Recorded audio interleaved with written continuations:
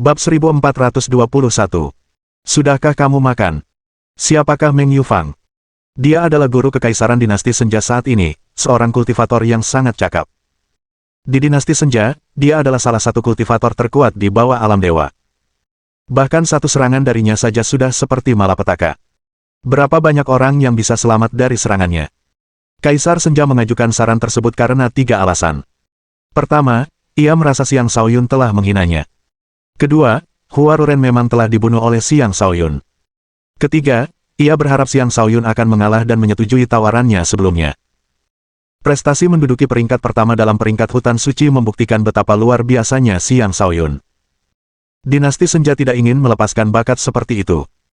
Sebelum Xiang Shaoyun sempat berkata apapun, pangeran kedua berkata, "Ayahanda Kaisar, adakah cara lain untuk menangani ini? Guru kekaisaran adalah salah satu ahli terkuat di dinasti ini, saudara Xiang mungkin terkenal, tetapi dia masih muda, saya khawatir." Pangeran pertama menyela perkataannya, "Saudara kedua, apakah kau meremehkan Xiang Shaoyun, sebagai seseorang yang mampu bertahan dari serangan banyak ahli di bawah alam dewa dan membunuh banyak orang suci agung? Xiang Shaoyun adalah seseorang yang kupercaya tidak akan kesulitan melawan serangan dari guru kekaisaran." Komandan pengawal kekaisaran berkata, "Benar, Pangeran kedua, Tuan Hua, dibunuh olehnya, kejahatan ini tidak bisa dimaafkan begitu saja. Kurasa Komandan Gan lebih cocok untuk melakukan serangan itu," kata Jenderal bela diri suci. "Jika guru kekaisaran yang bergerak, itu akan terlihat seperti senior yang menindas juniornya. Dunia akan mengenal dinasti Senja sebagai dinasti yang tidak memiliki kemurahan hati. Itu tidak masuk akal, Jenderal Huo. Xiang Shaoyun adalah pembunuh para mahasuci. Saya khawatir dia tidak jauh lebih lemah dari kita berdua. Kultivator seperti kita seharusnya tidak menilai seseorang berdasarkan usianya. Sebaliknya, kita harus menilai seseorang berdasarkan kekuatannya. Sangat wajar jika saya yang melakukan serangan," tegas Meng Yufang. Bahkan adik laki-lakinya pun tewas di tangan Xiang Shaoyun. Adapun Gan Mingliang, dia tidak jauh lebih kuat dari Hua Ruren. Jika Gan Mingliang diizinkan untuk menyerang, itu tidak akan berbeda dengan membiarkan Xiang Shaoyun lolos begitu saja. "Hentikan omong kosong ini, tidak masalah siapa yang menyerang aku, Xiang Shaoyun akan menghadapi siapapun," kata Xiang Shaoyun dengan tidak sabar. "Bagus, kalau begitu sudah diputuskan, Kaisar ini menantikan untuk menyaksikan kekuatanmu, Xiang Shaoyun." Demikian penutup pernyataan Kaisar Senja. Pangeran kedua hanya bisa memberikan senyum tak berdaya kepada Xiang Shaoyun sebelum pergi bersama yang lain, memberi ruang yang cukup bagi Xiang Shaoyun dan Meng Yufang. Halaman hutan suci pada dasarnya adalah ruang tertutup. Satu serangan dari Meng Yufang tidak akan mampu berbuat banyak terhadap ruang tersebut. Lagi pula, halaman hutan suci juga dilindungi oleh para ahli alam dewa. Tidak akan ada hal buruk yang terjadi pada halaman tersebut. Meng Yufang merasa semakin ingin membunuh ketika melihat betapa acuh tak acuhnya Xiang Shaoyun. Dia bertanya, "Apakah kau siap?" Hua Ruren adalah adik laki-lakinya. Karena adiknya telah tewas di tangan anak ini, dia harus membalaskan dendam atas kematian adiknya. Sambil menaruh satu tangan di punggungnya, Xiang Shaoyun mengangkat tangan lainnya dan memberi isyarat kepada Meng Yufang sambil berkata, "Kemarilah." Xiang Shaoyun belum pernah merasa sepercaya diri ini sebelumnya. Dia tidak tahu seberapa kuat dirinya sekarang, tetapi dia yakin dia bisa dengan mudah menghadapi serangan seorang mahasuci. "Sungguh berani," kata Meng Yufang. Aura mengamuk meledak dari tubuhnya dan menekan Xiang Shaoyun. Para orang suci di sekitarnya seketika merasakan tekanan besar menimpa mereka. Selain sebagian kecil, yang lainnya merasa sangat tidak nyaman, seolah-olah sebuah batu besar menekan mereka. Jika bahkan para penonton pun merasakan tekanan yang begitu besar, kita hanya bisa membayangkan tekanan seperti apa yang dihadapi Xiang Shaoyun. Namun, setelah melihat betapa tenangnya Xiang Shaoyun, mereka semua terkejut. Bahkan ada yang bergumam sendiri, apakah Xiang Shaoyun benar-benar sekuat ini? Faktanya, Xiang Shaoyun memang sangat kuat. Pada dasarnya ia memiliki tubuh sudo dewa yang memberinya kekuatan fisik yang tak terbayangkan. Seorang Sein Agung mungkin kuat, tetapi mereka tidak cukup kuat untuk menekannya. Ketika Meng Yufang melihat senyum yang terukir di wajah Xiang Shaoyun, matanya menjadi dingin, dan auranya bertambah kuat sebesar 30%. Secara total, dia telah melepaskan 90% kekuatannya. Bahkan seorang Great Sein biasa pun akan terluka oleh tekanan seperti itu dan terpaksa berlutut. "Xiang Shaoyun, apakah kamu tahu kejahatanmu?" tanya Meng Yufang. Suaranya seolah membawa momentum tertentu, momentum yang ia harapkan dapat menghancurkan kepercayaan diri Xiang Shaoyun. Xiang Shaoyun menjawab dengan tegas, "Kejahatan apa yang telah dilakukan penguasa ini?" "Karena membunuh pejabat penting dinasti Senja, kau harus dihukum mati," teriak Meng Yufang sambil akhirnya mengerahkan seluruh kekuatannya. Auranya bagaikan badai dahsyat yang bahkan mendistorsi ruang. Akhirnya, Xiang Shaoyun merasakan semacam tekanan di sekitarnya. Seorang mahasuci tingkat puncak benar-benar tidak bisa diremehkan, terutama seseorang seperti Meng Yufang, yang bukanlah kultivator biasa. Jika Meng Yufang bertarung dengan kekuatan penuhnya, dia bahkan bisa melawan para dewa. Akhirnya, Xiang Shaoyun berhenti menahan diri. Meridiannya bergetar saat energi awal mula mengalir melalui tubuhnya. Pancaran cahaya yang menyilaukan muncul dari lautan kosmos astralnya, dan seluruh tubuhnya mulai memancarkan cahaya 9 warna, mengubahnya menjadi anak surga yang mempesona. Saat ini, bahkan Kaisar, Pangeran pertama, dan Pangeran kedua pun tidak semegah Xiang Shaoyun. Setelah Xiang Shaoyun menggabungkan ke-9 bintangnya, lautan kosmos astralnya telah berubah menjadi bintang sungguhan. Dengan sebuah dunia di dalam tubuhnya, ia dapat membawa kekuatan 100 sungai di dalam dirinya, membalikkan matahari dan bulan, dan menantang langit. Siapapun di bawah alam dewa bukanlah apa-apa baginya. Guru Agung, apakah Anda sudah makan? Dengan kekuatan sebesar ini, Anda tidak akan bisa berbuat apapun kepada saya, kata Xiang Shaoyun sambil melangkah maju dengan ekspresi jijik di wajahnya. Semua orang terkejut. Tidak seorang pun di dinasti itu pernah berbicara seperti itu kepada guru kekaisaran karena hal itu dapat dihukum mati. Tetapi Xiang Shaoyun tidak peduli. Dia mulai menghina guru kekaisaran, jelas tidak khawatir bahwa dendam di antara mereka akan semakin dalam. Matilah, teriak Meng Yufang, karena ia tak lagi mampu menahan niat membunuhnya.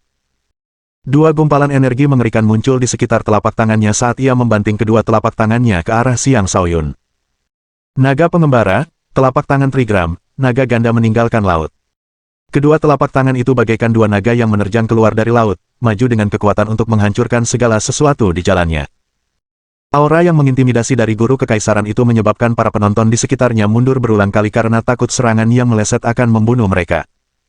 Serangan telapak tangan Meng Yufang tidak hanya kuat tetapi juga sangat cepat sehingga tidak ada mahasuci biasa yang dapat melihatnya. Inilah kekuatan sejati guru kekaisaran.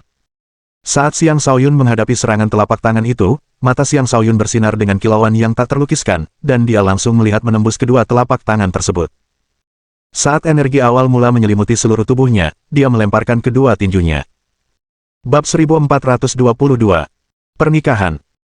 Xiang Shaoyun melupakan semua teknik yang dia ketahui, menggunakan kekuatan fisik semata saat dia mengendalikan energi awal mula untuk berbenturan dengan energi Meng Yufang. Kedua energi itu bertabrakan, menciptakan ledakan mengerikan yang menyebabkan ruang di dalam halaman bergetar. Saat gelombang kejut yang banyak menyebar ke segala arah, seolah-olah ruang independen itu akan hancur. Ekspresi para Saint yang hadir berubah menjadi terkejut. Jenderal bela diri suci segera muncul di hadapan Kaisar untuk menghalangi gelombang kejut bagi Kaisar. Adapun para Saint lainnya, mereka hanya bisa mengandalkan diri mereka sendiri. Pada saat itu, kekuatan yang tak terlukiskan muncul dan menahan gelombang kejut, mencegahnya merusak lingkungan sekitarnya. Jelas, seorang dewa sedang bergerak. Setelah serangkaian benturan, kedua energi tersebut surut, memperlihatkan dua sosok berdiri di tengah medan perang. Meng Yufang menatap Xiang Shaoyun yang sama sekali tidak terluka dengan tak percaya. Dia sudah menggunakan seluruh kekuatannya. Memang, dia belum menggunakan kartu andalannya, tetapi apa yang baru saja dia lakukan adalah sesuatu yang bahkan mereka yang memiliki tingkat kultivasi serupa dengannya akan kesulitan untuk melawannya. Sementara itu, Xiang Shaoyun hanya terdesak mundur sekitar selusin langkah. Lebih jauh lagi, bahkan tidak ada goresan sedikit pun pada Xiang Shaoyun. Selain itu, energi 9 warna yang dilepaskan oleh Xiang Shaoyun sangat merusak, menyebabkan dia tanpa sadar merasakan ketakutan. Anak ini benar-benar menggabungkan 9 kekuatan berbeda dan menciptakan fisik tempur yang paling hebat, keluh Meng Yufang dalam hati. Itulah yang disebut fisik tempur pamungkas. Setelah melampaui batas kemampuan manusia yang ada, tak seorang pun di level yang sama bisa menandingi Xiang Shaoyun lagi. Para penonton di sekitarnya terdiam, terpaksa menerima kenyataan bahwa Xiang Shaoyun benar-benar mampu membunuh para suci agung dan benar-benar layak menduduki peringkat pertama dalam peringkat hutan suci. Seperti Meng Yufang, mereka sekarang yakin bahwa Xiang Shaoyun telah menggabungkan 9 kekuatan berbeda. Seorang raja suci yang mempesona sedang naik daun menuju kekuasaan. Tepuk tangan. Tepuk tangan. Kaisar Senja bertepuk tangan dan berkata, "Bagus sekali, benar-benar layak menjadi murid langsung dari penjaga agung." Tampaknya peringkat hutan suci memang tidak bohong, karena Shaoyun telah berhasil menahan serangan guru kekaisaran. Dendamnya terhadap dinasti kita akan berakhir di sini. Selain itu, Kaisar ini masih berharap kau dapat mempertimbangkan tawaranku. Pintu dinasti Senja akan selalu terbuka untukmu. Bisa dikatakan bahwa Kaisar menjadi semakin bersemangat terhadap Xiang Shaoyun. Pangeran pertama memanfaatkan kesempatan itu untuk berkata, "Saudara Xiang, mengapa Anda tidak mengunjungi istana kekaisaran dan minum bersama saya di sana?" "Tidak perlu repot-repot, Saudara Kaisar, aku sudah mengundang Saudara Xiang," kata pangeran kedua dengan tergesa-gesa. Kemudian ia menatap Xiang Shaoyun penuh harap, berharap Xiang Shaoyun tidak akan mengecewakannya. Xiang Shaoyun tidak mengecewakan Huang Gaojin. Dia mengangguk dan berkata, "Benar, karena aku sudah merepotkan pangeran kedua untuk mengajakku berkeliling halaman hutan suci, aku perlu minum bersamanya." Pangeran pertama tidak menyangka Xiang Shaoyun akan menolaknya. Ekspresi kesal terpancar di matanya, tetapi ia segera menyembunyikan kekesalannya dan berkata, "Kalau begitu, aku akan mengizinkan kakak keduaku untuk menjadi tuan rumah. Kakak kedua, pastikan untuk memperlakukan kakak Xiang dengan baik." "Tentu saja," kata pangeran kedua sambil tersenyum. "Bagus, kalian anak muda sebaiknya lebih banyak menghabiskan waktu bersama. Apapun pilihan kalian, Shaoyun, kau akan selalu menjadi VIP kami, tak seorang pun bisa meremehkanmu," kata Kaisar sebelum pergi. Saat hendak pergi, Kaisar menghela napas dalam hati, sayang sekali dia bukan anggota dinasti. Sungguh disayangkan. Tidak ada yang bisa menyembunyikan betapa luar biasanya Xiang Shaoyun. Bahkan Kaisar Senja pun tidak berani memaksa Xiang Shaoyun untuk tetap tinggal. Karena itu, ia tidak punya pilihan selain menggunakan metode perekrutan yang lebih lembut. Sekalipun ia tidak bisa menjadikan Xiang Shaoyun miliknya, ia harus memastikan bahwa Xiang Shaoyun bukanlah musuhnya. Tanpa perlu menyebutkan latar belakang Xiang Shaoyun, kekuatan Xiang Shaoyun saja sudah cukup untuk membuat Kaisar merasa takut. Meng Yufang, Huo Jingqiao, dan para pejabat lainnya juga pergi bersama Kaisar. Ketika rombongan tiba di luar halaman, Kaisar berkata kepada Meng Yufang, "Guru kekaisaran, lupakan masalah mengenai Ruren." Pupil mata Meng Yufang menyempit saat dia membungkuk dan berkata, "Seperti yang Anda perintahkan." Ia yakin bahwa begitu Kaisar mengambil keputusan, keputusan itu tidak akan berubah. Bahkan seorang pejabat tingkat pertama seperti dirinya pun tidak akan berani menentang Kaisar. Sebenarnya, meskipun menyetujui permintaan Kaisar, guru kekaisaran itu sebenarnya telah mengatur agar sesuatu dilakukan. Tidak pernah ada kebutuhan baginya untuk secara pribadi bertindak melawan Xiang Shaoyun. "Yang mulia, jika Anda ingin merekrut Xiang Shaoyun, ada solusi mudah," kata seorang pejabat gemuk dengan wajah ramah. Dia adalah Menteri Keuangan Dinasti Senja dan bertanggung jawab atas keuangan Istana Kekaisaran. Di istana, statusnya hanya berada di urutan kedua setelah Jenderal Bela Diri Suci dan Guru Kekaisaran. "Oh, ide apa yang kau miliki, pejabat yang terhormat?" tanya Kaisar dengan heran. "Pernikahan," kata Menteri Keuangan. Mata Kaisar berbinar mendengar saran itu. Yang lain juga mengangguk. Itu memang pilihan terbaik untuk saat ini. Kaisar ini memiliki 17 putri, aku ingin tahu, siapakah di antara mereka yang pantas untuk Xiang Shaoyun, pria yang menduduki peringkat pertama dalam peringkat hutan suci, tanya Kaisar. "Menurutku, saudari kekaisaran ketujuhku adalah kandidat terbaik, ia tidak hanya cantik, tetapi juga sangat berbakat dalam kultivasi, ditambah lagi, usianya hampir sama dengan Xiang Shaoyun," kata pangeran pertama. Putri ketujuh adalah putri yang memiliki ibu yang sama dengan pangeran pertama. Tentu saja, ia berharap dapat menggunakan pernikahan ini untuk menarik Xiang Shaoyun ke pihaknya. Sayangnya baginya, Kaisar menolak saran itu, Lanlan tidak cukup baik. "Saya rasa Putri Xiao Yue adalah pilihan yang tepat, selain itu, dia juga murid Akademi Naga Phoenix, mereka berdua dulunya adalah sesama murid, saya yakin mereka akan menyetujui lamaran pernikahan ini," saran seorang pejabat lain. Menteri Keuangan juga setuju, "Saya juga percaya bahwa Putri Xiao Yue akan menjadi pilihan terbaik." Semakin banyak orang yang setuju. Setelah berpikir sejenak, Kaisar tersenyum dan berkata, "Karena kalian semua menganggapnya sebagai pilihan yang baik, Kaisar ini akan mengizinkan pernikahan ini, setelah menentukan tanggal yang tepat, Kaisar ini akan menikahkan mereka berdua." Kaisar itu bijaksana, seru semua orang. Pada saat itu, Meng Yufang berkata, "Yang mulia, Xiang Shaoyun jelas merupakan individu yang arogan, saya pikir untuk hal seperti ini, kita harus meminta seseorang untuk mencari tahu pemikirannya, saya khawatir dia akan menolak pemberian ini hanya akan mencoreng martabat klan kekaisaran." Beraninya dia. Kaisar sangat marah. Lagi pula, dia bukan warga dinasti kita, terlebih lagi, dia adalah murid dari tuan itu, sekarang dia juga menduduki peringkat pertama dalam peringkat hutan suci. Dia akan menjadi lebih populer setelah berita ini tersebar, seorang pemuda seperti dia akan menjadi lebih sombong setelah meraih beberapa prestasi, mohon pertimbangkan hal ini dengan saksama, Yang Mulia, saran Meng Yufang. "Ayahanda Kaisar, guru kekaisaran itu masuk akal, mengapa Anda tidak mengizinkan saya menangani ini? Kita akan memutuskan lagi setelah saya mengetahui apa yang ada dalam pikirannya," kata pangeran pertama. "Baiklah," kata Kaisar sebelum kembali ke istana kekaisaran. Bab 1423. Para iblis telah tiba. Halaman hutan suci. Setelah Kaisar Senja dan rombongannya pergi, para orang suci yang tersisa maju satu persatu untuk memberi selamat kepada Xiang Shaoyun. Semua orang suci ini juga mendapat manfaat ketika Xiang Shaoyun menyelesaikan pembuatan tubuh Sudo Dewanya. Meskipun Xiang Shaoyun tidak pernah bermaksud untuk memberi manfaat kepada semua orang ini, mereka tetap berterima kasih kepadanya. Tentu saja, tujuan utama mereka tetaplah untuk berteman dengan Xiang Shaoyun. Lagi pula, seorang jenius muda seperti dia pada akhirnya akan tumbuh menjadi salah satu kultivator terkuat di wilayah tersebut selama dia tidak meninggal di usia muda. Bahkan, jika dia hidup cukup lama, dia mungkin bisa menjadi salah satu penjaga utama generasi baru. Karena itu, orang-orang ini merasa terhormat dapat berteman dengannya sejak dini. Xiang Shaoyun tidak menolak tawaran mereka dan meluangkan sebagian waktunya untuk masing-masing dari mereka. Meskipun ia tidak menjadi teman baik dengan siapapun di antara mereka, ia tetap meluangkan cukup waktu untuk mengingat mereka semua. Sementara itu, pangeran kedua bertindak sebagai perantara, memperkenalkan Xiang Shaoyun kepada para Sein dan membuat interaksi mereka terasa jauh lebih alami. Dengan melakukan itu, pangeran kedua juga telah mendapatkan reputasi yang baik di antara para Sein tersebut. Dengan cara tertentu, pavilion majelis pahlawannya telah memperoleh manfaat dari tindakannya. Akhirnya, Xiang Shaoyun berjalan menghampiri pemimpin halaman hutan suci.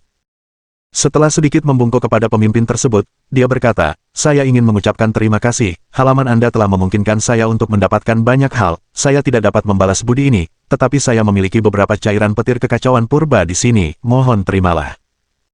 Xiang Shaoyun kemudian mengeluarkan botol kecil berisi 81 tetes cairan petir kekacauan purba sebelum menyerahkannya.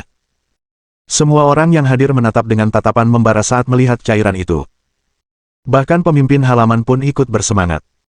"Xiang Shaoyun, hadiahmu terlalu berharga, peringkat hutan suci telah ada sejak zaman kuno, halaman hutan suci juga merasa terhormat memiliki dirimu di puncak peringkat, semua keuntunganmu berasal dari prasasti hutan suci, kau tidak perlu berterima kasih kepada kami." Meskipun demikian, aku, Xiang Shaoyun, bukanlah orang yang bodoh, meskipun kami para kultivator tidak percaya pada karma umat Buddha. Aku tetap memahami bahwa halaman hutan suci bertanggung jawab untuk menjaga prasasti hutan suci. Oleh karena itu, keuntungan apapun yang kudapatkan akan terkait dengan halaman tersebut. Jika Anda membutuhkan bantuan di masa mendatang, saya pasti akan melakukan yang terbaik, janji Xiang Shaoyun dengan sungguh-sungguh. Ketika pemimpin itu melihat betapa seriusnya Xiang Shaoyun, dia berhenti bersikeras. Dia juga tahu betapa berharganya cairan petir kekacauan purba itu. Sambil tersenyum, dia berkata, "Karena itu, akan tidak sopan jika saya terus menolak." Setelah menyimpan botol cairan itu, dia berkata, "Setelah menduduki peringkat teratas, token Anda juga menjadi token masuk paling berwibawa. Anda sekarang memiliki akses ke seluruh halaman hutan suci. Anda juga akan menikmati diskon 50% untuk apapun yang Anda beli di sini. Selain itu, halaman ini akan memenuhi 3 permintaan Anda secara gratis, bahkan jika Anda perlu membunuh dewa, itu bisa dilakukan. Lempar buah persik, dapatkan kembali buah plum." Ini adalah slogan sekaligus janji dari halaman hutan suci. Mereka mengemban misi untuk melindungi para kultivator yang cukup luar biasa untuk masuk ke peringkat hutan suci. "Terima kasih, pemimpin halaman," kata Xiang Shaoyun sambil membungkuk. "Selamat, Shaoyun, selamat, pemimpin istana," kata pangeran kedua. Halaman hutan suci mungkin terletak di dinasti Senja, tetapi keberadaannya berada di luar administrasi dinasti tersebut. Selain itu, halaman tersebut tidak terlibat dalam politik. Konon, siapapun yang memenangkan dukungan halaman hutan suci akan mendapatkan jalan pintas menuju tahta. Namun, belum ada yang berhasil melakukannya sebelumnya. "Ayo, pangeran kedua, saatnya mencari tempat yang bagus untuk minum," ajak Xiang Shaoyun. Ia memiliki pendapat yang cukup baik tentang pangeran kedua. Mendengar undangan itu, pangeran kedua sangat gembira. Dia berkata, "Tentu. Mari kita pergi ke ruang jalan abadi." Pada saat itu, salah satu orang suci yang hadir berkata, "Pangeran kedua, Saudara Xiang, saya ingin bertanya apakah saya boleh bergabung." Dengan seseorang yang memimpin, para Sein lainnya pun meminta untuk bergabung. Mereka semua ingin memanfaatkan kesempatan ini untuk memperdalam hubungan mereka dengan Xiang Shaoyun. "Aku serahkan keputusan itu padamu, Shaoyun," kata pangeran kedua. Terlihat jelas betapa ia lebih menyukai Xiang Shaoyun. Tidak diragukan lagi bahwa semua Sein yang hadir adalah kultivator yang hebat, tetapi Xiang Shaoyun sendiri mungkin lebih hebat daripada gabungan kekuatan 10 dari mereka. Xiang Shaoyun tersenyum dan berkata, "Tentu, semakin banyak orang, semakin seru." Xiang Shaoyun tidak tertarik untuk terlibat dalam politik dinasti Senja, tetapi dia tidak keberatan menunjukkan sedikit kebaikan kepada pangeran kedua. Adapun bagaimana pangeran kedua akan memanfaatkan kebaikan itu tergantung pada pangeran kedua sendiri. Kelompok itu pun menuju ke ruang jalan abadi. Ruang jalan abadi adalah restoran paling mewah di dinasti Senja. Tidak seperti restoran biasa, tempat ini mirip dengan taman dan istana para dewa. Tempat ini sangat luas dan sangat indah. Di dalamnya terdapat mata air yang mengalir, pavilion, taman bebatuan, dan burung-burung yang anggun. Suasana hati siapapun akan jauh lebih baik setelah berjalan-jalan di dalam ruang jalan abadi. Semua pelayan yang berjalan di sekitar area restoran sangat cantik, penampilan dan pelayanan mereka yang baik mampu menyenangkan semua tamu dan membuat mereka merasa seperti di rumah. Ruang jalan abadi bukanlah bisnis di bawah dinasti Senja. Konon, itu adalah bisnis milik kekuatan super legendaris tertentu. Cabang-cabangnya dapat dilihat di berbagai kota besar di wilayah kekuasaan. Tidak ada yang berani membuat masalah di ruang jalan abadi, bahkan mereka yang berasal dari klan kekaisaran sekalipun. Dalam kehidupan sebelumnya, Xiang Shaoyun pernah mendengar tentang kamar jalan abadi, istana Guangling, dan aliansi surgawi. Ini adalah beberapa organisasi tertua dan terkuat di wilayah kekuasaannya. Hanya sedikit yang diketahui tentang mereka, kecuali bahwa mereka sangat menakutkan. Bahkan para dewa pun tidak akan berani menyinggung salah satu dari mereka secara gegabah. Dalam kehidupan sebelumnya, Xiang Shaoyun sangat ambisius dan bertujuan untuk berperang dengan dunia dan mendirikan dinastinya sendiri. Namun, dia bukan apa-apa di mata kekuatan-kekuatan super tersebut. Karena itu, meskipun dia dikenal sebagai penguasa tertinggi yang tak tertandingi, dia juga hampir tidak mengenal organisasi-organisasi teratas ini. Sekarang setelah dia mencapai tingkat kultivasi yang baru, dia merasa bahwa kekuatan-kekuatan super ini akan menunjukkan diri mereka satu demi satu. Masa-masa kacau akan datang. Wilayah kekuasaan tersebut memiliki 4 kota Bloodsin yang terletak di bagian utara, selatan, timur, dan barat wilayah tersebut. Setiap kota Bloodsin berfungsi sebagai kunci, menutup pintu masuk ke wilayah iblis. Semua pintu masuk dijaga oleh para ahli manusia, sehingga para iblis tidak memiliki kesempatan untuk muncul ke permukaan. Suatu hari, di lokasi terpencil di wilayah dinasti Senja, suara benturan berulang tiba-tiba terdengar, dan tanah retak. Untaian energi jahat menyembur keluar dari tanah, seketika mengubah kota terdekat menjadi reruntuhan. Semua manusia di daerah itu terseret ke dalam retakan tersebut. Selanjutnya, kabut tebal berwarna merah darah menyelimuti daerah itu. Ratapan memenuhi udara saat energi iblis yang pekat menyelimuti area tersebut. Para iblis telah menciptakan pintu masuk baru dan melancarkan serangan ke wilayah kekuasaan. Satu demi satu iblis menyerbu keluar dari lubang di tanah. Semuanya memiliki tatapan haus darah di mata mereka saat mereka mulai menuju ke tempat-tempat berkumpulnya manusia. Beberapa makhluk naga melayang tinggi ke langit. Salah satunya meraung, "Gemetarlah, manusia, klan naga iblis akan menjadi penguasa dunia." Bab 1424. Peri Zixiang. Sebuah pintu masuk alam iblis tiba-tiba muncul di dinasti Senja.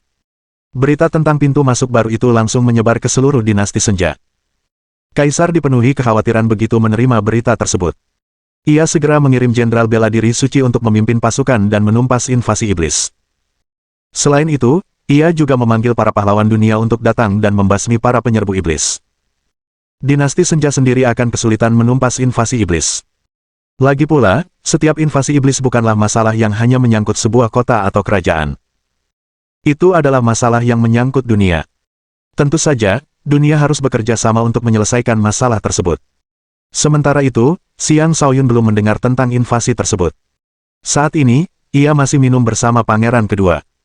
Mereka semua dikelilingi oleh para wanita cantik sementara sekelompok penari dengan pakaian terbuka sedang tampil di hadapan mereka. Musik kecapi yang merdu dimainkan, alunan musik yang indah itu menyentuh hati semua orang yang hadir. Pada titik ini, pangeran kedua menyadari bahwa Xiang Shaoyun bukanlah orang yang mudah direkrut. Karena itu, ia mengubah tujuannya dan berupaya menjadi teman dekat Xiang Shaoyun. Baginya, itu adalah hadiah hiburan yang layak. Setelah lagu berakhir, semua orang bertepuk tangan atas penampilan tersebut, menciptakan suasana yang harmonis. Segelas minuman keras, sebuah lagu, dan pertunjukan tari, beginilah seharusnya hidup dijalani, kata Xiang Shaoyun sebelum menenggak segelas penuh minuman keras, tampak sangat riang. Saat ini ia sedang dalam suasana hati yang sangat baik. Kedua wanita cantik di sisinya benar-benar terpikat padanya. Keduanya meringkuk dalam pelukannya, tangan mereka dengan lembut menjelajahi tubuhnya sambil dengan rakus menghirup aromanya. Mereka tidak menginginkan apapun selain mendorong Xiang Shaoyun ke lantai dan menaklukkannya. Pria ini terlalu menawan. Bahkan pangeran kedua pun seperti karakter sampingan di hadapannya. Tidak ada perbandingan sama sekali antara keduanya. Xiaoyun benar, musik dan minuman keras, berbaring dalam pelukan wanita cantik sambil mabuk, ini benar-benar cara hidup yang luar biasa, kata pangeran kedua setuju. Berbaring dalam pelukan wanita cantik saat mabuk. Bagian pertama dari pepatah ini adalah menguasai seluruh negeri di bawah langit saat sadar.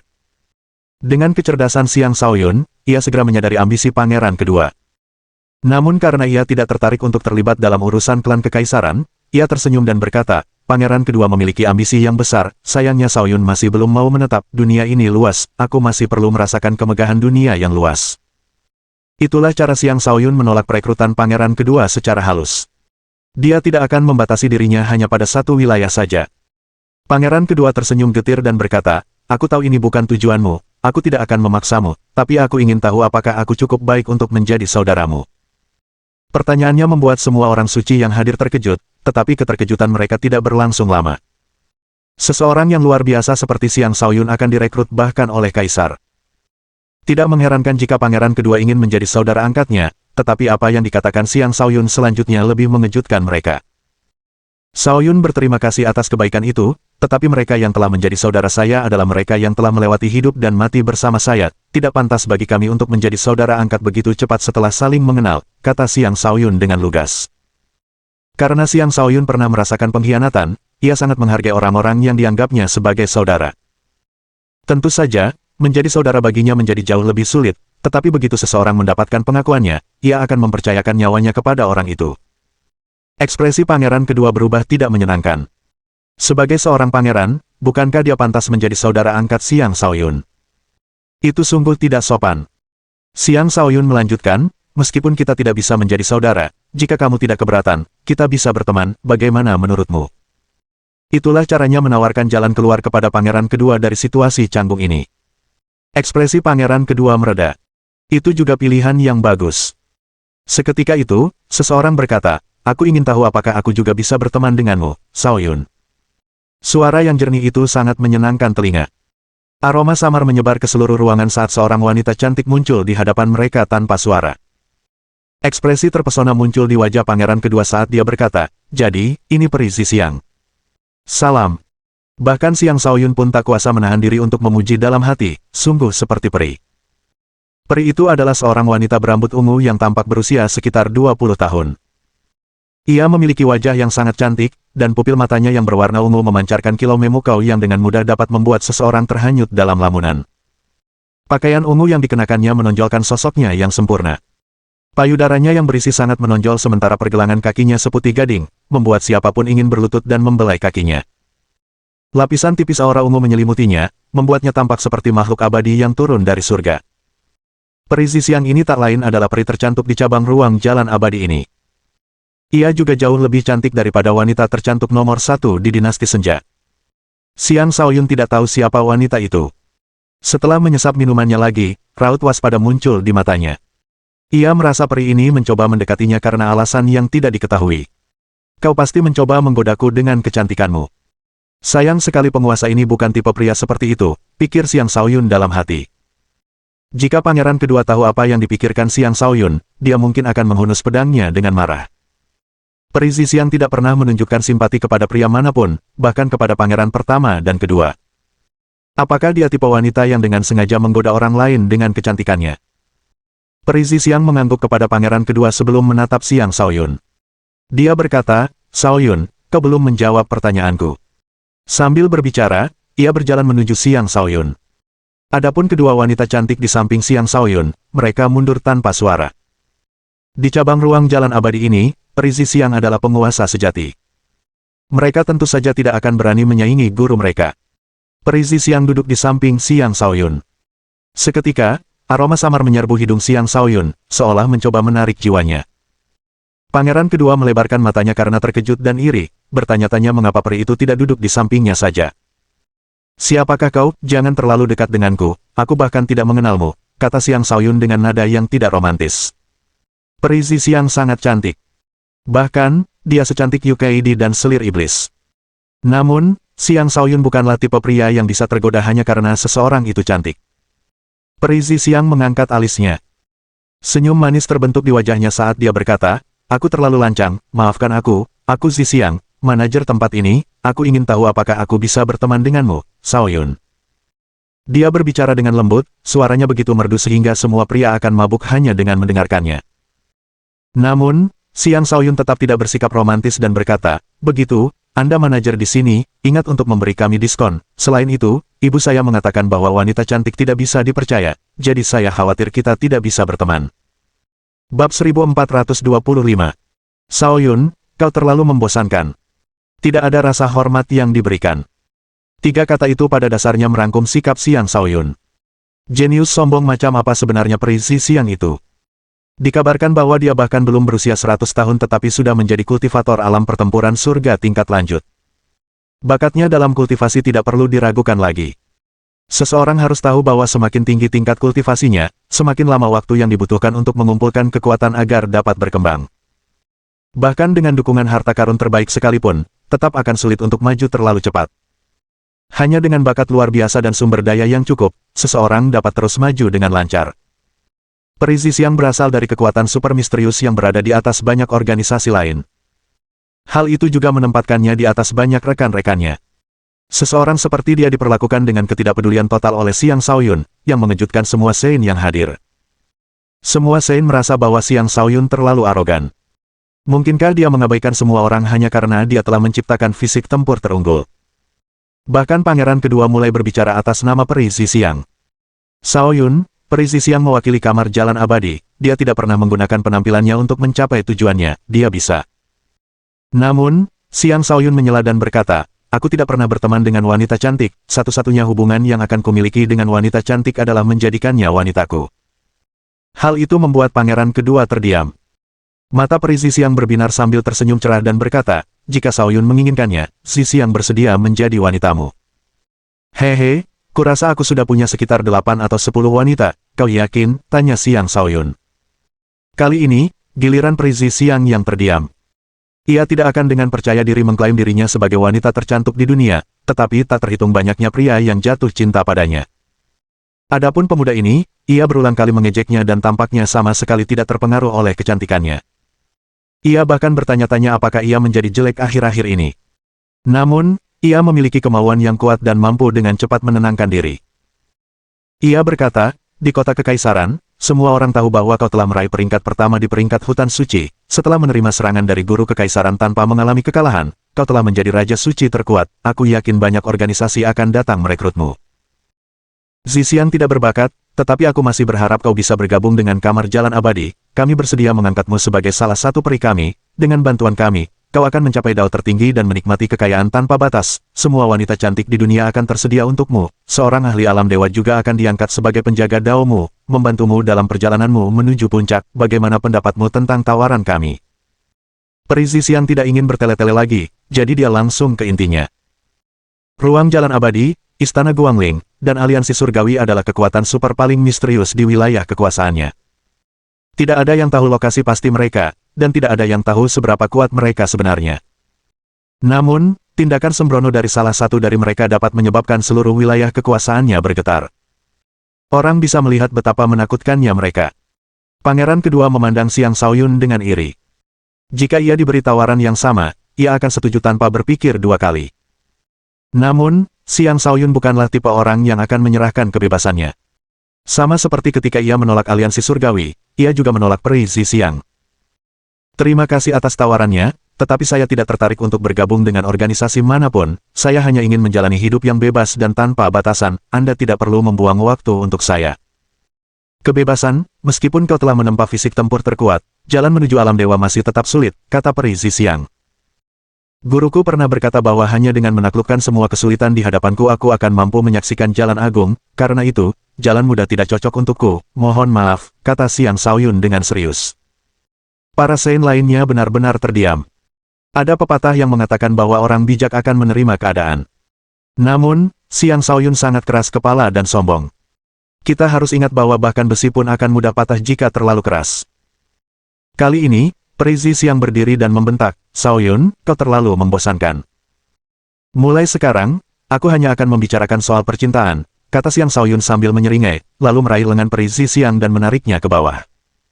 Kau menawarkan diri untuk menjadi wanitaku, kan? Ayo, minum denganku. Peri Zixiang adalah kultivator alam pertempuran surga tingkat 6, tetapi dia bahkan tidak bisa melihat gerakan Xiang Shaoyun sebelum dia ditarik ke dalam pelukannya. Orang-orang di sekitarnya menjadi cemas ketika mereka melihat itu.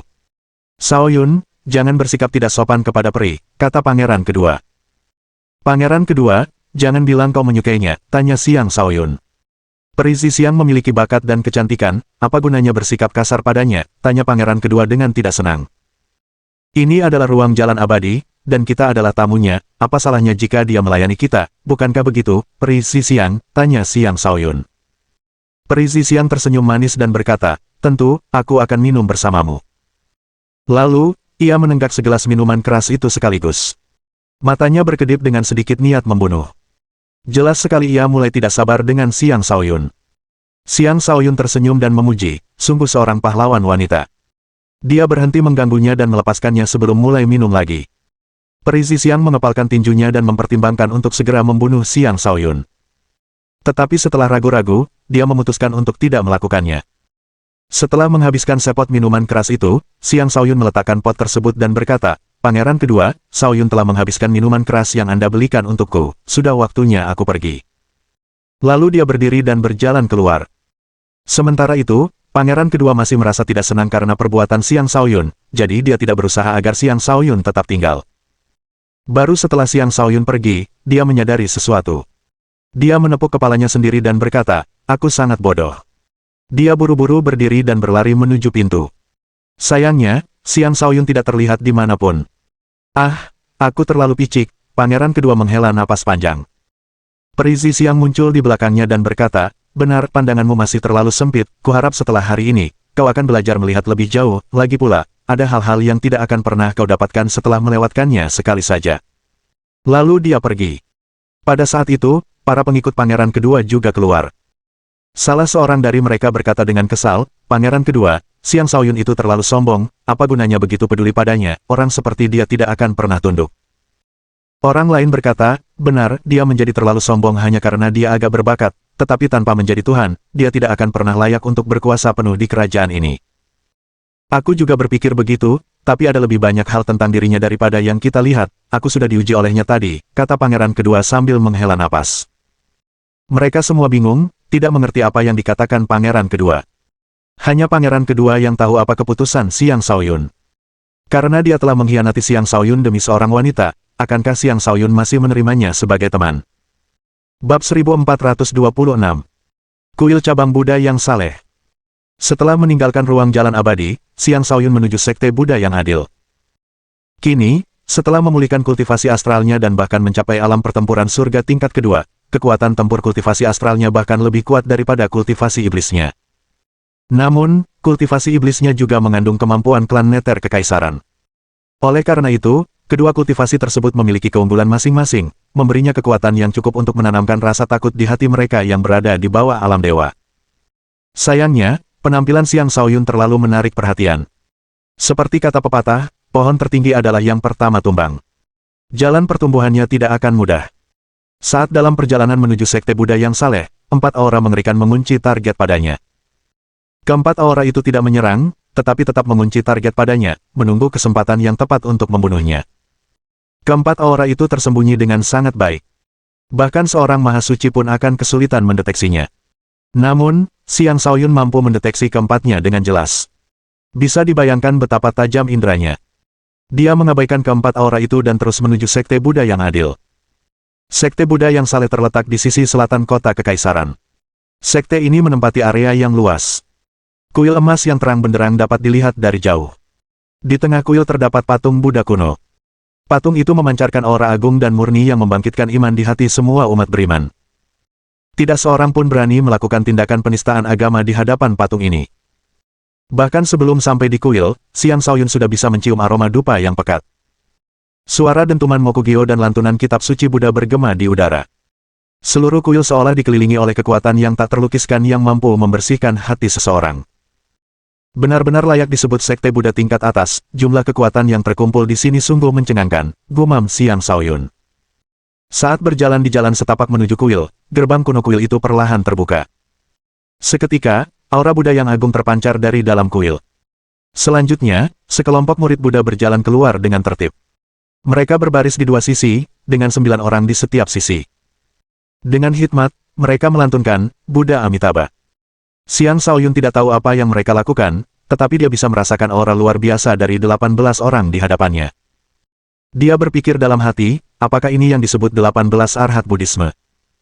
Sebenarnya, hanya sedikit murid Buddha yang dapat mencapai tingkatan di mana seseorang dapat menjadi seorang arhat.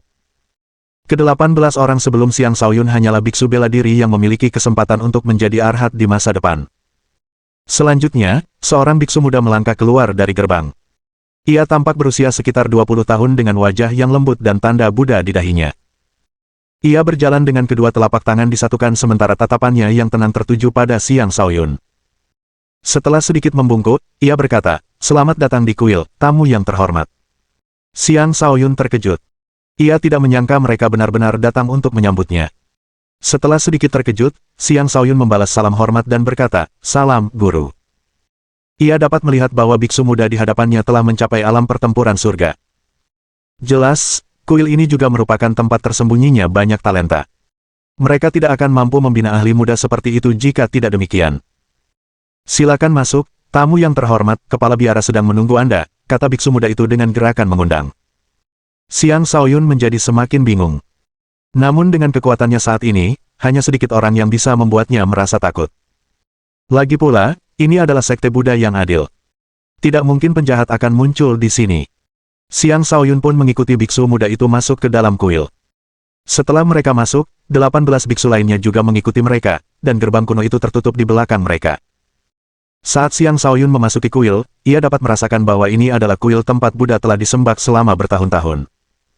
Ia juga merasakan aura kebenaran yang kental di udara dan melihat patung-patung Buddha yang tak terhitung jumlahnya dengan dupa yang menyala sedang disembah. Seolah-olah kuil ini adalah asal mula keadilan. Pada saat yang sama, semua emosi negatifnya menyusut, dan mutiara iblisnya memancarkan sensasi gelisah seolah-olah tidak tahan dengan lingkungan yang tenang di kuil tersebut. Untungnya, Xiang Shaoyun mampu melindungi dirinya dengan energi awal mulanya, menyelimuti tubuhnya dengan aura 9 warna yang membuatnya tampak seperti putra surga yang saleh. Biksu muda itu membawa Xiang Shaoyun ke sebuah aula tertentu. Di aula itu terdapat patung Buddha yang saleh setinggi 99 meter. Patung itu tampak megah dan hikmat, membuat semua orang yang melihatnya terdorong untuk berlutut dan membungkuk di hadapannya.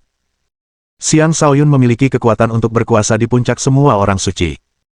Tetapi bahkan seseorang seperti dia sedikit membungkuk ke arah patung Buddha untuk menunjukkan rasa hormatnya kepada pendiri sekte Buddha yang adil. Di depan patung Buddha yang besar itu berdiri seorang biksu tua. Biksu tua itu terus melafalkan kitab suci Buddha tanpa henti. Baru setelah Xiang Shaoyun selesai membungkuk ke arah patung, biksu itu berbalik dengan kedua telapak tangan terkatup dan berkata, "Buddha Amitabha, tamu yang terhormat, Anda akhirnya tiba di sini, merupakan suatu kehormatan bagi kami untuk menerima Anda sebagai tamu kami." Xiang Shaoyun membalas salam tersebut dan berkata, "Salam, Kepala Biara, saya ingin tahu apakah Anda salah mengenali saya, ini pertama kalinya saya di sini, saya bukan tamu terhormat." Senyum ramah muncul di wajah Kepala Biara saat ia berkata, "Peringkat pertama di peringkat hutan suci, jika bahkan orang seperti Anda bukanlah tamu terhormat kami, siapa lagi yang layak menjadi tamu terhormat kami? Selain itu, akhir-akhir ini, intuisi saya mengatakan bahwa seorang tamu terhormat akan segera berkunjung, dan disinilah Anda jelas adalah tamu terhormat yang kami tunggu-tunggu." "Kepala Biara, Anda pada dasarnya adalah seorang nabi," kata Xiang Shaoyun dengan kagum. Ketika tatapan Kepala Biara tertuju pada Xiang Shaoyun, matanya berbinar dengan kilau yang tak terlukiskan.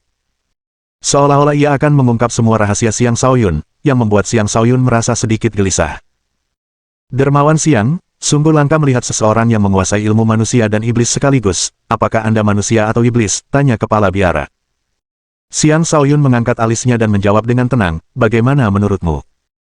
"Semua makhluk hidup itu setara, jika seseorang menginginkannya, ia bisa menjadi manusia, dan jika seseorang menginginkannya, ia juga bisa menjadi iblis, karena Tuhan itu sendiri telah membuktikan bahwa kau adalah manusia. Kau jelas bukan iblis, namun, kau masih membawa sifat-sifat iblis. Sebaiknya kau meminta bantuan kuil kami untuk menghilangkan sifat-sifat iblis itu dengan formasi penakluk iblis. Hanya dengan begitu kau dapat sepenuhnya memurnikan tubuhmu. Bagaimana menurutmu, Yang Mulia Xiang?" tanya Kepala Biara.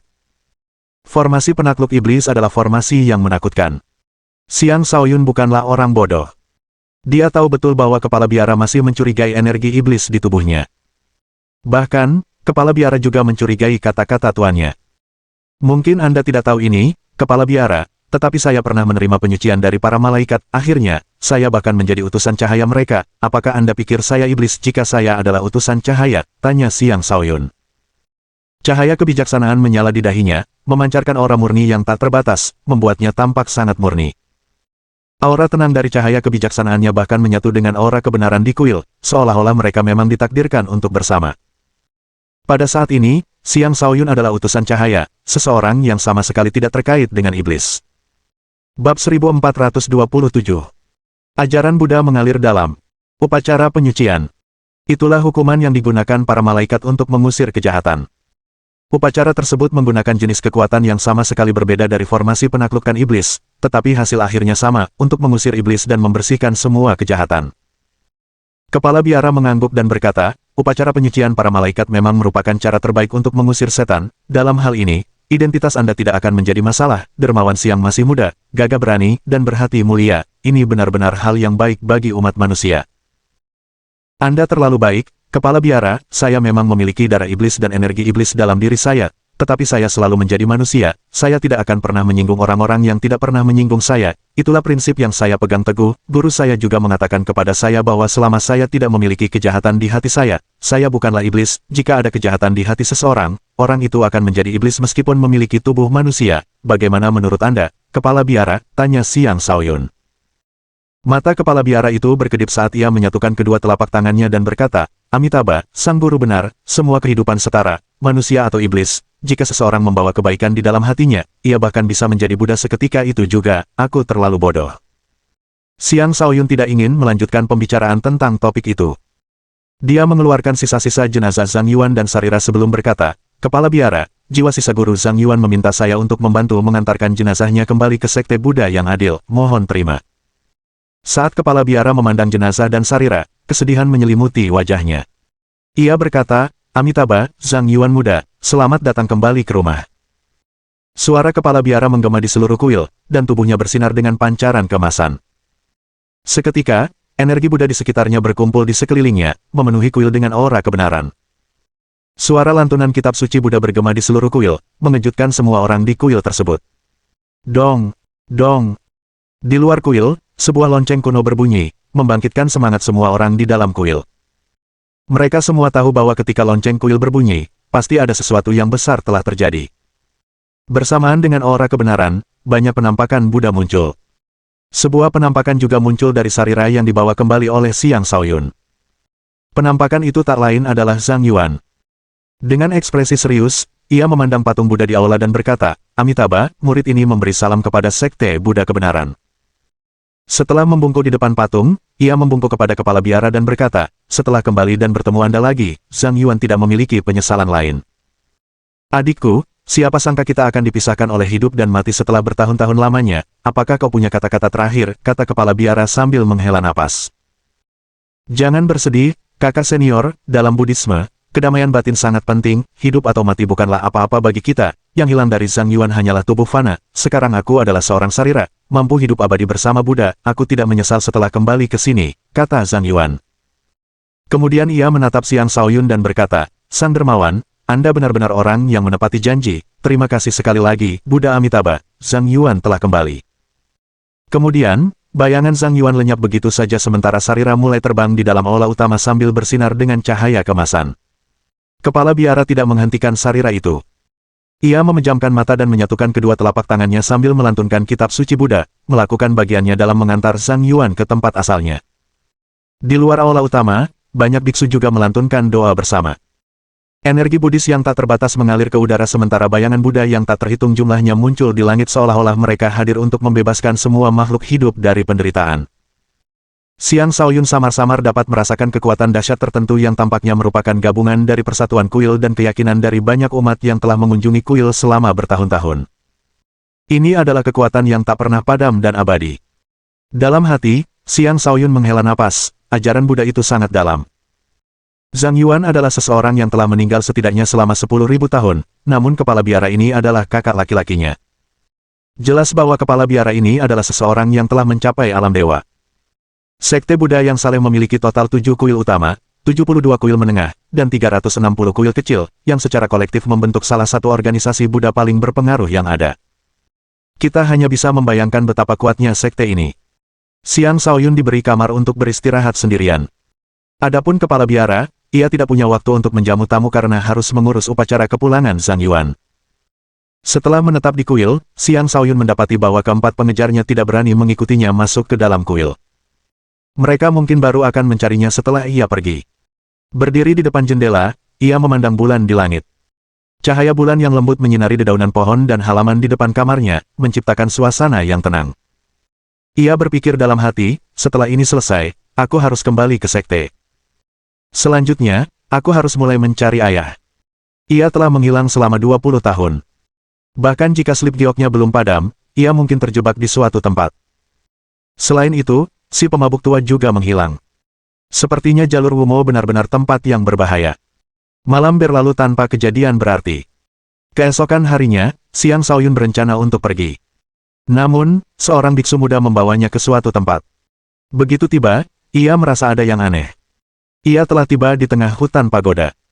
Tempat itu diselimuti formasi kuat yang langsung mengelilinginya dengan kekuatan yang mengesankan. Tiba-tiba, 36 biksu keluar dari pagoda, masing-masing bersenjata tongkat kayu. Mereka semua bergerak dengan tertib ke tempat yang berbeda dan dengan cepat mengepungnya. Apa yang kau rencanakan? Tanya Xiang Shaoyun ragu-ragu. Dia seharusnya sudah berhasil meyakinkan kepala biara. Mereka seharusnya tidak mencoba melakukan apapun terhadapnya. Lagi pula, dialah yang telah mengembalikan jenazah Zhang Yuan. Ikatan karma di antara mereka telah berakhir. Kalau begitu, apa yang coba dilakukan para biksu ini? Buddha Amitabha, ini adalah formasi penaklukan iblis-iblis, hadapi hukumanmu, kata salah seorang biksu. Beginikah caramu memperlakukan tamu? Tanya Xiang Shaoyun. Ia benar-benar marah karena tidak menyangka kepala biara itu mengingkari janjinya sendiri. Sungguh munafik. Kita akan membersihkan iblis dari kejahatannya, mengembalikan keadilan ke dunia, membela kebenaran, dan memastikan keberlangsungan kebenaran yang abadi. Formasi penakluk iblis, aktifkan, teriak salah satu biksu. Ke-36 biksu itu semuanya adalah kultivator alam pertempuran surga. Energi mereka langsung menyatu dengan formasi, mengumpulkan aura kebenaran yang kuat di tubuh mereka, mendorong kekuatan mereka ke tingkat yang setara dengan para Sein puncak. Dengan kekuatan mereka saat ini, bahkan para Sein agung pun tidak akan mampu bertahan dari serangan mereka. Sutra penakluk setan bagi orang saleh. Aura kebenaran di sekitar 36 biksu itu mewujudkan satu simbol Buddha demi satu simbol. Semua simbol itu melesat ke arah Xiang Shaoyun dan memasuki tubuhnya. Meskipun ia berusaha keras, ia tidak mampu menghentikannya. Selanjutnya, ia merasakan mutiara iblis dan darah iblisnya bergejolak gelisah, seolah-olah sebagian tubuhnya telah sepenuhnya ditekan. Rasa jijik muncul dalam dirinya saat ia meraung, hentikan nyanyian itu. Bab 1428. Kekuatan formasi penakluk iblis. Xiang Shaoyun mungkin telah menciptakan bintang sungguhan di dalam tubuhnya dan menempa tubuh dewa, tetapi dia masih memiliki mutiara iblisnya. Mutiara itu merupakan representasi dari kultivasi iblisnya dan juga dari emosi jahat dan negatif. Jika dia bisa mengendalikannya dengan baik, semuanya akan baik-baik saja. Tetapi ketika diprovokasi oleh kekuatan eksternal, mutiara iblisnya juga akan melawan. Semua emosi negatif akan dilepaskan, menyebabkan Xiang Shaoyun memasuki keadaan amarah. Sutra penakluk iblis dan orang saleh adalah sutra Buddha yang digunakan untuk mengusir energi jahat dan membersihkan semua kejahatan, serta memulihkan keadilan di dunia. Sutra ini sangat ampuh dan dapat langsung menghancurkan inti iblis dan membunuh iblis tersebut saat bersentuhan.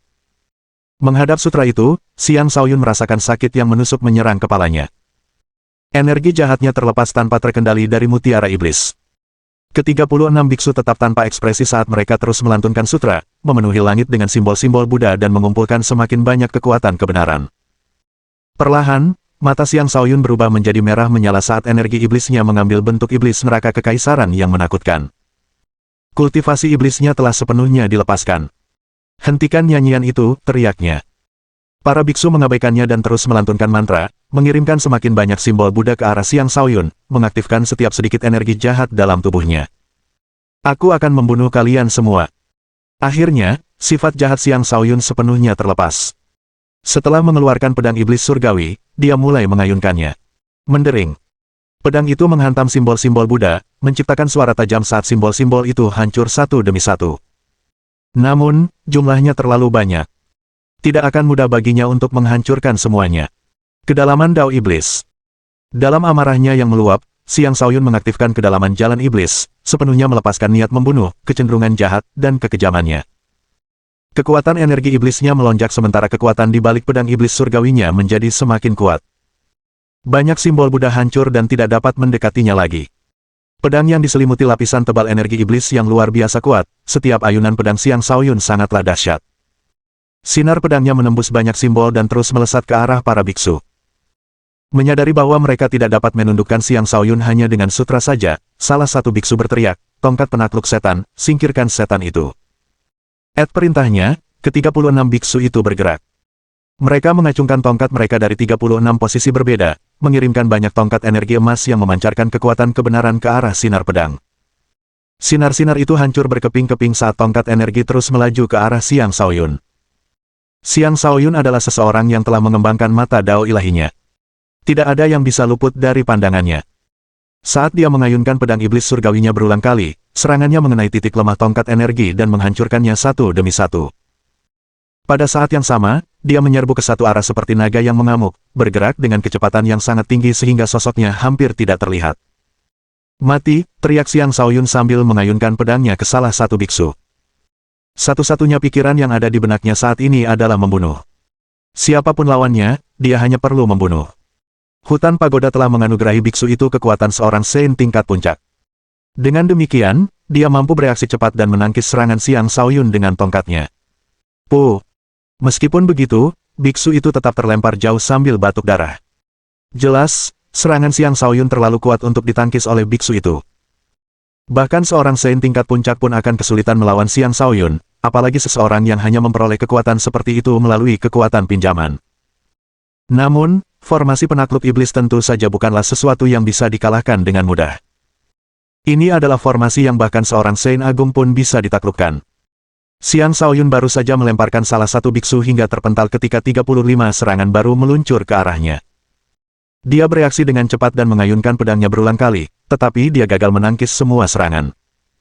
Akibatnya, sekitar 7 atau 8 serangan mengenainya dan hampir membuatnya kehilangan keseimbangan. Rentetan serangan seperti itu pasti sudah membuatnya terluka, tetapi tubuh Dewa Xiang Shaoyun terlalu tangguh. Bahkan seorang Saint Agung pun akan kesulitan melukainya, apalagi serangan-serangan yang hanya berada di level Saint puncak. Faktanya, Xiang Shaoyun bahkan tidak merasakan sakit sedikit pun dari serangan itu. Sebaliknya, niat membunuhnya semakin menguat saat ia menghancurkan sejumlah besar tongkat energi sebelum melemparkan 3 biksu lainnya hingga terpental. Para biksu lainnya tetap tenang dan terus bergerak dalam formasi, menciptakan jaring emas besar melalui tongkat mereka. Suara ledakan terus bergemuruh di hutan pagoda. Serangan-serangan yang berhamburan kemana-mana cukup kuat untuk membunuh bahkan para Saint Agung. Dengan hanya kultivasi iblisnya, Xiang Shaoyun tidak akan mampu menghentikan semua serangan tongkat itu. Banyak serangan menghantamnya dengan kekuatan Saint tingkat puncak. Awalnya, dia tidak merasakan sakit. Tetapi setelah dipukul berulang kali, dia mulai merasakan sakit. "Kalian semua, matilah." Xiang Shaoyun mengerahkan seluruh kekuatannya dan mengirimkan banyak pancaran pedang. Pancaran-pancaran itu membawa niat membunuhnya yang tak terbatas, membersihkan jalan berlumuran darah di depannya, dan membuat 4 biksu terlempar. "Formasi biduk penakluk iblis," teriak salah satu biarawan. Tiba-tiba, semua biksu bersinar dengan pancaran keemasan yang cemerlang saat serangan tongkat mereka meminjam kekuatan formasi dan berubah menjadi energi biduk. Energi biduk itu semakin mendorong kekuatan mereka ke tingkat para suci agung. Banyak tongkat energi menghujani Xiang Shaoyun dari segala arah, setiap tongkat bergerak dengan lintasan yang tak terduga, menimbulkan kerusakan yang begitu besar sehingga ruang di dalam formasi menjadi hampa karena udara itu sendiri berkurang menjadi ketiadaan. Dengan kekuatan mereka saat ini, para biksu ini bahkan mampu membunuh para suci agung di puncak kekuatannya. Inilah mengapa formasi penakluk iblis begitu menakutkan. Tanpa kekuatan seperti itu, bagaimana mungkin formasi ini mampu mengemban tugas membersihkan dunia dari segala kejahatan? Energi Buddha yang tak terbatas dan aura kebenaran menyerbu tubuh Xiang Shaoyun tanpa henti, berusaha menghancurkan mutiara iblisnya secara paksa. Akibatnya, Xiang Shaoyun diserang dengan rasa sakit yang hebat sehingga membuatnya tidak mampu membela diri. Serangan tongkat terus-menerus menghantamnya. Orang lain dalam situasi seperti dia pasti sudah terbunuh, bahkan jika orang itu adalah seorang mahasuci. "Karena kalian ingin membunuhku, kalian semua akan mati." Xiang Shaoyun meraung dan melepaskan domain neter kekaisarannya. Para biksu semuanya terjebak di dalam domain tersebut, terisolasi dari formasi. Seketika, kekuatan mereka menurun, berubah menjadi domba yang menunggu disembelih. Mereka semua pucat pasi karena ketakutan. Bab 1429. Iblis menaklukkan Vajra. Saat seseorang memasuki alam neter kekaisaran, melarikan diri menjadi hampir mustahil. Setelah kehilangan dukungan formasi, ke-36 biksu kembali ke kekuatan semula. Membunuh mereka menjadi tugas mudah bagi Xiang Shaoyun. Dengan niat membunuhnya yang membara, dia tidak peduli siapa orang-orang ini. Dia hanya ingin membunuh, dan tidak ada yang bisa menghentikannya. Rantai yang tak terhitung jumlahnya melesat ke arah ke-36 biksu, berusaha membunuh mereka semua. Salah seorang dari mereka berteriak, Sarira Fusion, Devil Subduing Vajra, Manifest and Subdue the Devil. Segera setelah itu, para biksu yang panik kembali tenang. Sambil mengabaikan rantai yang datang, dahi mereka bersinar, dan seberkas cahaya keluar dari setiap dahi. Semua berkas cahaya itu bertemu di satu titik. Selanjutnya, sesosok hantu Buddha muncul, hantu dengan wajah yang sangat ganas. Hantu ini adalah Vajra penakluk setan. Dengan tongkat penakluk setan di tangan, hantu itu memancarkan aura kebenaran yang menyebar dan menghancurkan semua rantai. Vajra penakluk setan ini tampak sekuat dewa semu. Vajra tersebut tercipta melalui gabungan kekuatan esensi dari 36 biksu. Vajra penakluk iblis mampu membunuh semua hal jahat di bawah alam dewa. Aura kebenaran di hutan pagoda juga mulai memasuki wilayah tersebut. Bahkan penghalang di sekitar alam neter kekaisaran pun tidak dapat menghentikan aura tersebut untuk masuk. Saat aura itu melekat pada tubuh Vajra penakluk iblis, ia membuka matanya yang penuh amarah dan menatap lurus ke kedalaman alam neter kekaisaran. Di sana, jiwa suci Xiang Shaoyun duduk bersila di atas fondasi jiwanya. Aura kebenaran yang tak terbatas membanjiri alam tersebut dan mengelilingi jiwa suci Xiang Shaoyun, berusaha memurnikan jiwanya. Seketika itu juga, jiwa suci Xiang Shaoyun kembali tenang. Mutiara iblis itu adalah bagian dari tubuh Xiang Shaoyun. Setelah diprovokasi, kondisi mental Xiang Shaoyun akan terpengaruh. Jika tidak, dia tidak akan langsung mengamuk setelah mutiara iblis itu diprovokasi. Dengan satu tatapan dari Vajra penakluk iblis, jalan iblis Xiang Shaoyun ditekan. Orang bisa melihat betapa murni aura kebenarannya. Xiang Shaoyun menarik kembali domain neter kekaisaran dan tidak lagi berniat membunuh ke-36 biksu tersebut. Namun, itu tidak berarti dia akan membiarkan apa yang telah mereka lakukan begitu saja. Dia memandang Vajra penakluk iblis dan berkata, saya berharap dapat belajar darimu. Alih-alih ditarik, energi iblisnya malah semakin pekat. Runenya muncul di dahinya, dan kedalaman jalan iblis muncul ke permukaan, mendorong kekuatan tempurnya semakin tinggi. Jika aku tidak memiliki kejahatan di hatiku, aku bukanlah iblis, pikir Xiang Shaoyun. Di dalam kepalanya, jiwa sucinya mulai melantunkan sutra yang menenangkan. Pada dasarnya, ia berusaha menjaga ketenangannya dan menyatu dengan aura kebenaran sambil memberi kekuatan pada tubuhnya dengan energi iblis. Ia menggunakan kekuatan yang bertentangan untuk menempa tekadnya. Jika dia mampu mengendalikan dirinya hingga kebal terhadap aura kebenaran, dia tidak akan lagi kehilangan ketenangannya ketika kehilangan kendali atas energi iblisnya. Ke-36 biksu itu duduk bersila di tempat yang berbeda sambil berulang kali melantunkan mantra, menyerap aura kebenaran yang tak terbatas untuk memperkuat diri mereka. Vajra penakluk iblis tampak hidup saat menyerang Xiang Shaoyun. Telapak tangan Vajra penakluk setan.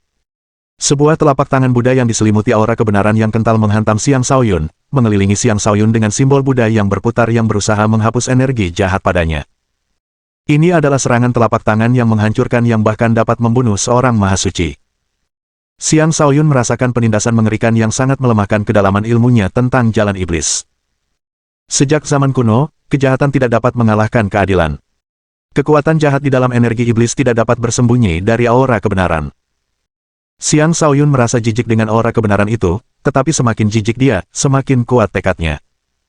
Dia meraung, aku bukan iblis. Dengan pedang iblis surgawi di tangan, dia melepaskan serangan yang menakjubkan, menciptakan sinar pedang yang terbuat dari niat membunuh, kecenderungan jahat, dan amarah. Sinar itu melesat ke arah telapak tangan yang datang. Boom! Dua kekuatan mengerikan itu berbenturan, menciptakan gemuruh yang mencekam saat gelombang kejut yang menakutkan menyebar ke segala arah. Jika bukan karena hutan pagoda, seluruh kuil mungkin akan dihantam oleh gelombang kejut tersebut. Jurus telapak tangan Buddha telah memusnahkan iblis yang tak terhitung jumlahnya sejak zaman dahulu kala.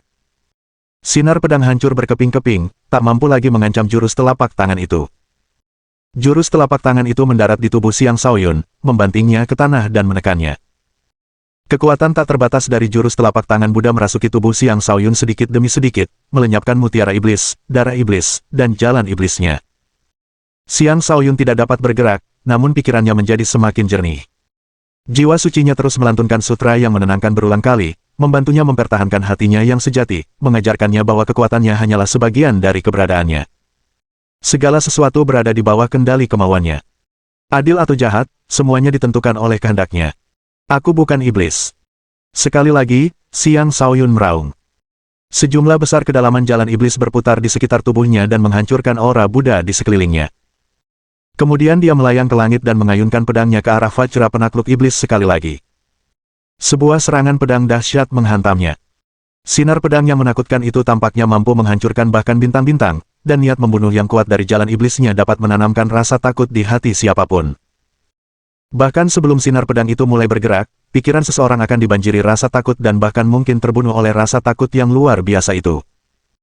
Niat membunuh menghancurkan sebagian besar aura kebenaran ketika sinar pedang mencapai Vajra penakluk iblis, mencoba menebas Vajra penakluk iblis tersebut. Letakkan pedangmu dan jadilah Buddha seketika itu juga. Vajra penakluk iblis melebarkan matanya dan melancarkan serangan telapak tangan lainnya. Aura kebenaran yang tak terbatas melonjak keluar dan menghancurkan sinar pedang, membuat Xiang Shaoyun terlempar jauh sekali lagi.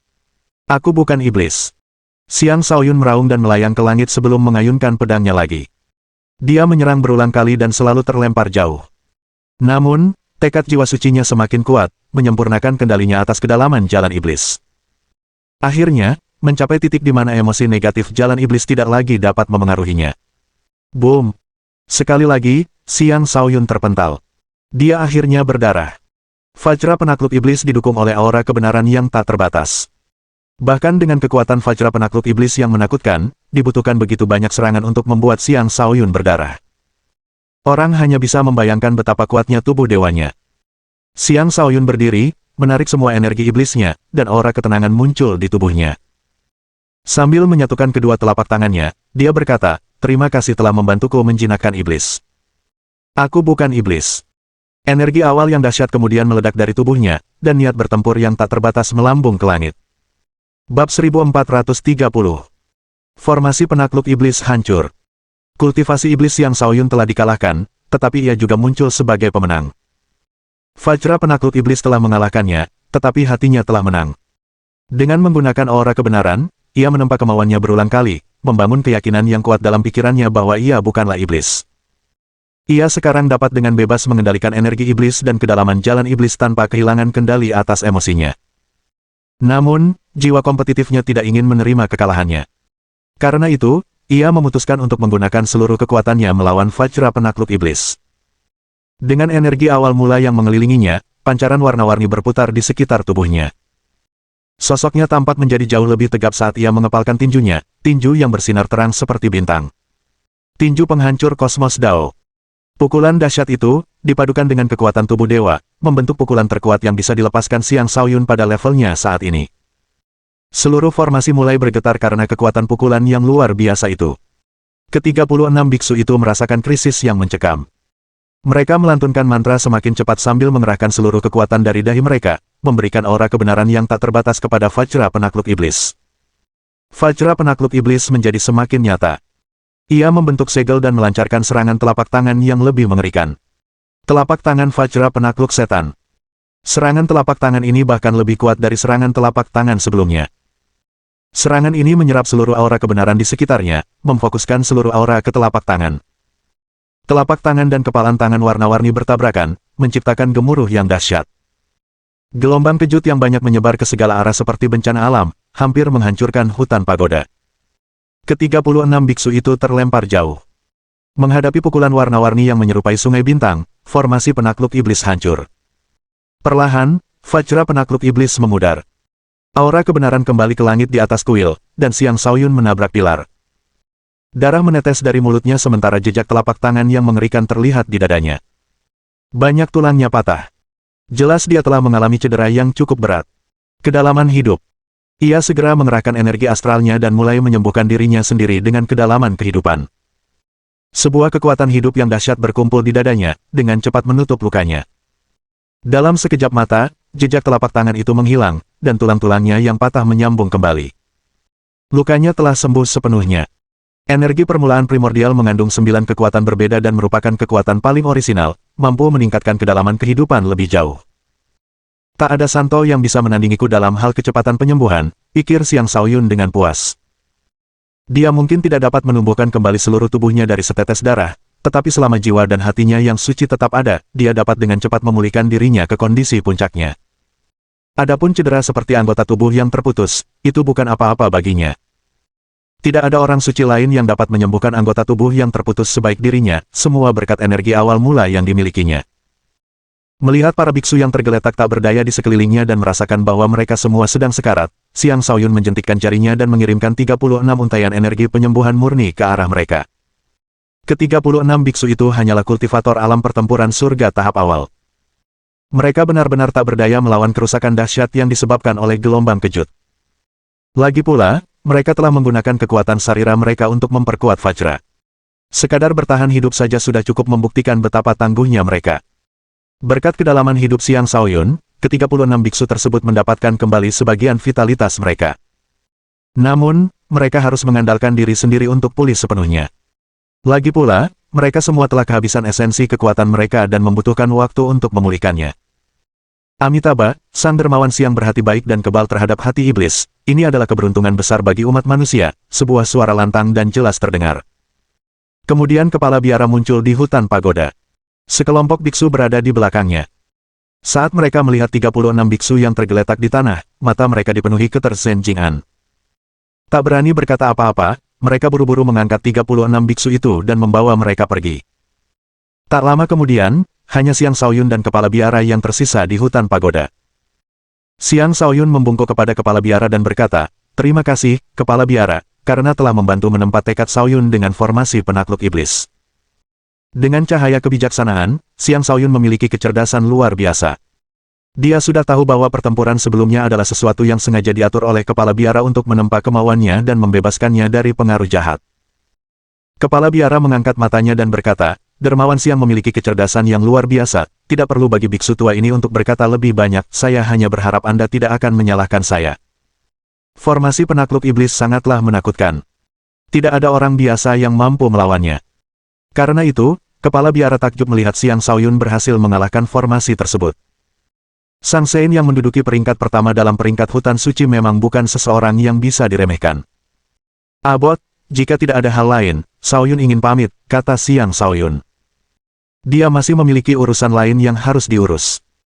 "Tidak perlu terburu-buru, Dermawan Siang, biksu tua ini ingin menyampaikan sesuatu kepadamu. Di perbatasan dinasti Senja, sebuah pintu masuk menuju alam iblis telah terbuka, para iblis sedang memulai invasi," kata kepala biara. "Apa, sebuah pintu masuk terbuka di perbatasan dinasti Senja?" Xiang Shaoyun merasa khawatir. Dia tahu bahwa wilayah iblis telah terisolasi dari wilayah kekuasaan. Sangat sulit untuk menciptakan titik penghubung baru antara keduanya. Jika tidak, akan ada lebih dari 4 pintu masuk yang diketahui publik setelah bertahun-tahun lamanya. Kemunculan pintu masuk baru menandakan bahwa para iblis telah menemukan jalan baru menuju kekuasaan. Tidak mengherankan jika kepala biara memutuskan untuk mengujinya dengan formasi penakluk iblis. Rupanya, kepala biara juga meragukan identitas Xiang Shaoyun dan menduga bahwa Xiang Shaoyun terkait dengan kemunculan pintu masuk baru tersebut. Benar, Jenderal Bela Diri Suci telah dikerahkan untuk menekan pintu masuk, tetapi karena pasukan iblis telah tiba, akan ada lebih dari sekadar Sein iblis. Aku khawatir bahkan Dewa Iblis akan muncul. Ini adalah malapetaka bagi wilayah ini. Jika benefaktor Siang benar-benar bukan iblis, kau harus membantu menundukkan para iblis. Xiang Shaoyun termenung sebelum berkata, "Anda benar, kepala biara, namun, saya memiliki urusan sendiri yang harus diurus. Selain itu, saya masih belum memiliki cukup kekuatan. Saya khawatir saya terlalu lemah untuk memberikan bantuan yang berarti. Para iblis adalah musuh semua manusia. Saya yakin banyak manusia akan datang untuk membantu." Wilayah kekuasaan itu dipenuhi oleh manusia dan para ahli yang tak terhitung jumlahnya. Ada lebih dari cukup orang untuk menghadapi invasi iblis. Xiang Shaoyun tidak takut mati, tetapi dia baru saja meninggalkan kota Bloodsin selama 3 tahun. Dia tidak mampu lagi mengabdikan lebih banyak waktunya untuk menghadapi para iblis.